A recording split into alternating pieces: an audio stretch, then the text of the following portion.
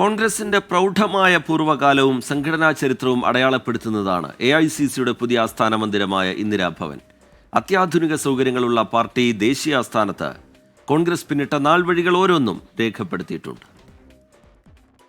Delhi Kotler മാർഗിലെ കോൺഗ്രസിന്റെ പുതിയ party ആസ്ഥാനമാണിത്. Indira Bhavan 6 നിലകളിലായാണ് സജ്ജീകരണം. 225 കോടി രൂപയാണ് നിർമ്മാണ ചിലവ്. പാർട്ടി ആസ്ഥാനത്തിനുള്ളിലെ കാഴ്ചകൾ കൂടി ഇനി കാണാം.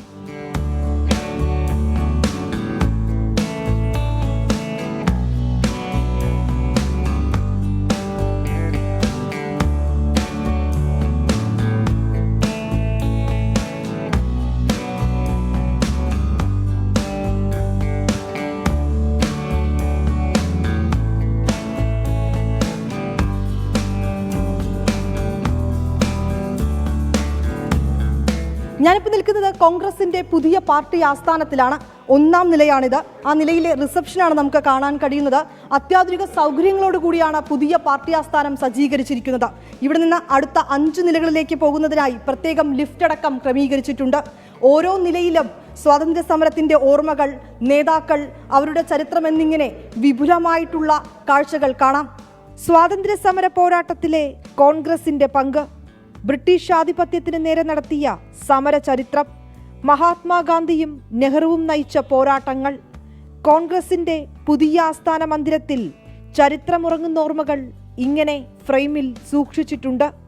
മഹാത്മാഗാന്ധിക്കൊപ്പമുള്ള കുഞ്ഞിന്ദിര, പ്രധാനമന്ത്രിയായതിനു ശേഷമുള്ള നിർണായക നീക്കങ്ങൾ, തന്ത്രപ്രധാനമായ സന്ദർശനങ്ങൾ, അടിയന്തരാവസ്ഥയും ഇന്ദിരാഗാന്ധിയുടെ വിയോഗത്തിന്റെയും ഓർമ്മകൾ ഇന്ദിരാഭവന്റെ ചുവരുകളിലുണ്ട്.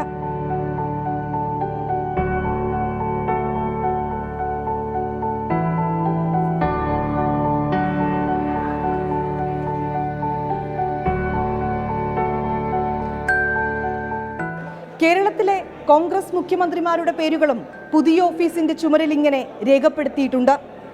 ഇന്ദിരാഗാന്ധി മുതൽ മല്ലികാർജുൻ ഖാർഗെ വരെ പാർട്ടിയെ നയിച്ച അധ്യക്ഷന്മാർ, രാഹുൽ ഗാന്ധിയുടെ ഭാരത് ജോഡോ യാത്ര, പഴയ ആസ്ഥാന മന്ദിരത്തിൽ മുൻ പ്രധാനമന്ത്രി നരസിംഹറാവുവിന്റെ ചിത്രങ്ങൾ കോൺഗ്രസ് ഒഴിവാക്കിയത് ബോധപൂർവമാണെന്ന BJPയുടെ ആരോപണങ്ങൾക്ക് മറുപടിയായി പുതിയ ആസ്ഥാന മന്ദിരത്തിൽ 4 ചിത്രങ്ങളാണുള്ളത്.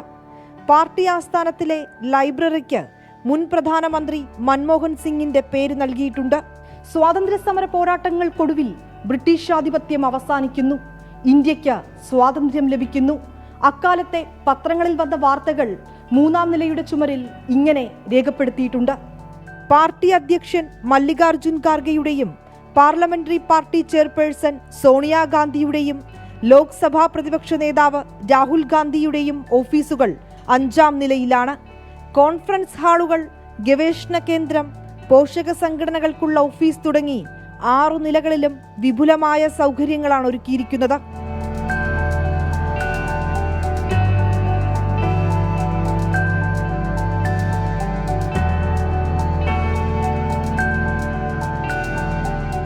പുതിയ വിലാസത്തിലേക്ക് മാറിയതിനു പിന്നാലെ ഇനി പുതുചരിത്രം സൃഷ്ടിക്കാൻ കഴിയുമെന്ന പ്രതീക്ഷയിലാണ് കോൺഗ്രസ്. ഡൽഹിയിൽ നിന്ന് ക്യാമറാമാൻ മോഹൻ കുമാറിനൊപ്പം വിനീത VG 24.